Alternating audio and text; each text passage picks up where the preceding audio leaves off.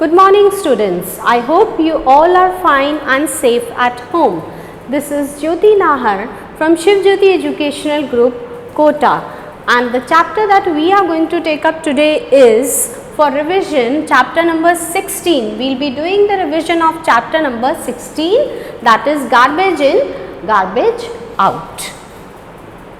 So before starting the chapter, we will quickly take up the important points, that is types of waste, waste management, vermicomposting, recycling of waste and plastic. These are the topics that we are going to discuss in this chapter.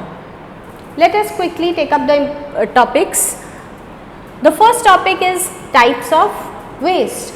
The waste means the substance which is of no use to us. Like we have read the newspaper today, but tomorrow it will be of no use to us. So it becomes a waste. So similarly, there are many types of waste. Various types of waste are there, like industrial waste, commercial waste, agricultural waste, solid waste, liquid waste. So let us take up the important ones on the board. Now all the waste that is generated, they may be solid, liquid or gaseous, and these solid waste, on the basis of the degradation, we divide the solid waste into two types, that is biodegradable waste and non-biodegradable waste. Biodegradable and non-biodegradable waste. Now what are biodegradable waste? I am going to tell you. The biodegradable waste is the waste which can be decomposed. They can be rotten and they can be decomposed by any decomposers like fungi and bacteria. All are food waste, like your food waste, kitchen waste and dead and decaying plants.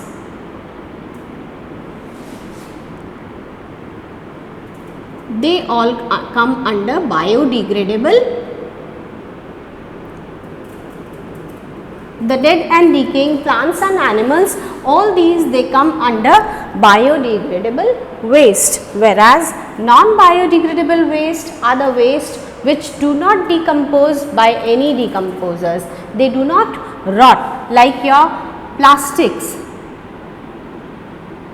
plastic, glass, metals, all these are the examples of non-biodegradable waste. These non-biodegradable waste, they do not decompose. So they are known as non-biodegradable, and biodegradable waste, they can be rotten and they can decompose by bacteria or fungi or any other microorganisms. Now the garbage, it is very harmful if it is collected in heaps near our houses. It is even more harmful if we burn it. So how should we deal with these waste? The best way is by following the 3 R's. What are these 3 R's? By reducing its amount, by reusing the waste and by recycling the waste. By reducing its amount means we can reduce the amount of waste. That is, how can we reduce? By using both sides of paper. Food, when we are taking lunch and dinner, we should take only that amount of food that we can consume.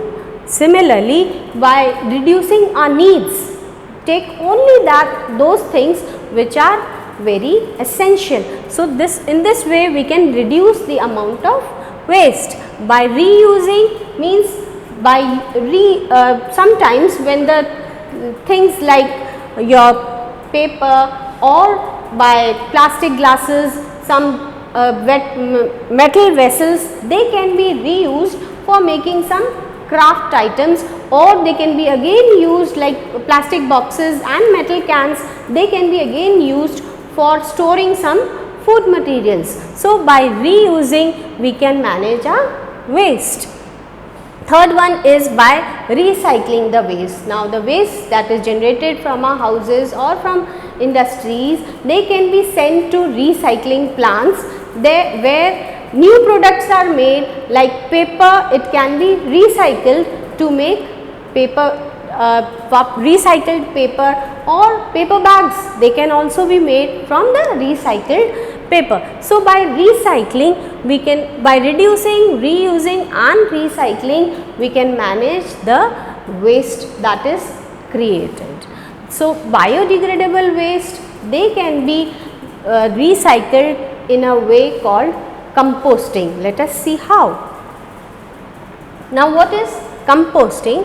Plants and animal waste, it can be converted into manure. These, when they convert into manure with the help of some microorganisms, it is called composting. And if this composting is done with the help of some redworms or earthworms, then it is called vermicomposting. Vermicomposting is done with the help of redworms or earthworms. These earthworms and redworms, they are surface feeders and they feed on the organic matter and they convert it into manure, which is very useful for soil for plants. It enhances the growth of plants by increasing the fertility of the soil. So vermicomposting is a very good method of converting the waste products into compost. Now our next topic is recycling of waste. Now many products like your glass bottles, cans, papers, they can be recycled. The waste that is generated in our houses like paper, we can collect the papers and we sell it to the waste dealer. What does he do? He separates the waste into, like plastics and papers, they are separated and then they are sent to recycling plants where new products are made. Like plastic, it is melted and then new products are made out of it, which can be again used. So recycling is the best way of dealing with the waste.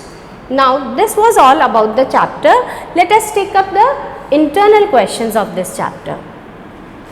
The first internal question of this chapter is, name any two sources of solid waste. This question is in the back exercise of your chapter, that is page number 226, and this is the question number G, third part.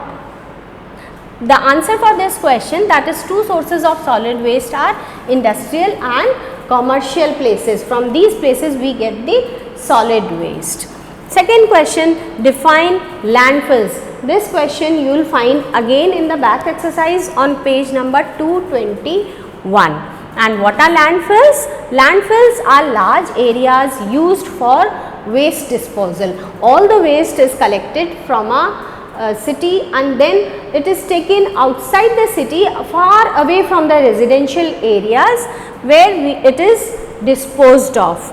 It is far away from the living places of people. All the garbage, it is put inside the landfills, holes are dug and then it is covered again with soil, which can be, that place can be later on used for parks or for playgrounds. The third internal question, in how many ways waste can be classified? This question is on page number 219 and the answer for this, waste can be classified as solid, liquid and gaseous waste. So these are the internal questions. Students, you need to write the answers for the questions mentioned against the page number. The page numbers are mentioned there, so you need to write down their answers there. Now we are going to discuss the copy work. First definitions we will be discussing. First definition is biodegradable substances. Now what are biodegradable substances? The substances that get rotten by the action of decomposers. Some decomposers, some microorganisms, they help it to rot and then they are broken up into simpler substances. Second one is non-biodegradable substances. The substances that do not rot by the action of decomposers. These non-biodegradable substances, they do not undergo degradation. They do not decompose by decomposers. So they are called non-biodegradable substances. Third one is recycling. What is recycling? It is the process by which waste materials are reused to make new products. Like paper, it is recycled to make again paper or some paper bags out of it. Next question is give reasons. The first one is composting is better than burning leaves. Yes, composting is better because burning causes air pollution. If we burn the waste, it causes air pollution which creates toxic and harmful gases, whereas composting helps to enhance the fertility of land. It increases the fertility of soil which enhances the growth of plants. So, composting is a better way. Second one, we must avoid using plastic bags. Why? Because plastic bags, they are non-biodegradable. They do not rot even if we put them in the soil for many years, and thus they increase the pollution. Third one, the earthworms are called farmers' friend. Now, how are they called farmers' friend? As they live in agricultural land, earthworms, they are mostly found in the agricultural land, and hence they enhance the aeration of soil. By their movement, they enhance the aeration of the soil, and thus proper irrigation can be done. So, earthworms, they are in another way, they are helping the farmers, and so they are called as farmers' friend. Now, coming up to the question and answers, the short answer type questions. First one is differentiate between composting and vermicomposting. Now, what is composting? It is the process by which waste can be converted into manure, and it can be done with the help of some microorganisms, may it be bacteria or fungi, whereas vermicomposting, it is the composting that is done with the help of earthworms or redworms. So, composting that can be done with the help of earthworms is called vermicomposting. Third one is how packaging increases the amount of garbage. If the packaging materials, they increase the garbage. How? Packaging materials like aluminum foils, wrapping papers, etc., they will be waste after unpacking. Once we unpack the gifts or something that we have packed, it becomes a waste for us, and this would increase the amount of garbage, and thus it is leading to pollution. It may be land pollution or some other type of pollution. Next question is why is it better to use compost instead of chemical fertilizers? Now, we can use compost also and chemical fertilizers also to increase the fertility of the soil, but it is always better to use compost. Why? Because instead of chemical fertilizers, we should use compost because manures are less expensive. These manures, they are obtained from natural sources, from organic sources. So, these are less expensive, they are eco-friendly, and they do not affect the quality of soil by making it porous. These chemical substances, they affect the quality of soil, whereas the compost, it does not affect the quality of soil. It is eco-friendly also, and it is less expensive also, though it is better always to use compost instead of chemical fertilizers. Now, long answer type questions we have. Why has recycling of non-biodegradable waste become so essential these days? Recycling of non-biodegradable waste, nowadays it has become a need for us. It is very essential because waste management has been proven a big task for us. It is become a big problem for us how to manage the waste. So, these non-biodegradable substances cannot decompose with time. The non-biodegradable substances like your plastic, glass, metals, they do not decompose even if we take a longer period of time, and if we burn these substances, these produce a lot of pollution. Toxic gases are produced which can cause harm to our body. So, the disposal of these materials is a very difficult task. So, recycling is the only solution for non-biodegradable waste. Now, our last question is, name the 3 R's that help us to manage our waste well. Now, we should always practice these 3 R's while to manage the waste. Waste can be managed by the use of 3 R's, and these 3 R's are reduce, reuse and recycle.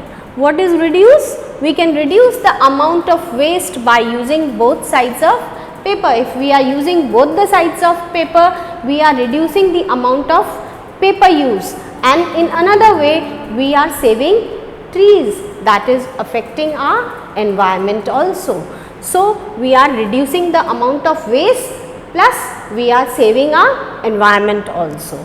Avoiding the use of plastic bags, because these plastic bags, they are non-biodegradable. Some plastic bags, they are non-biodegradable, so they increase the amount of waste.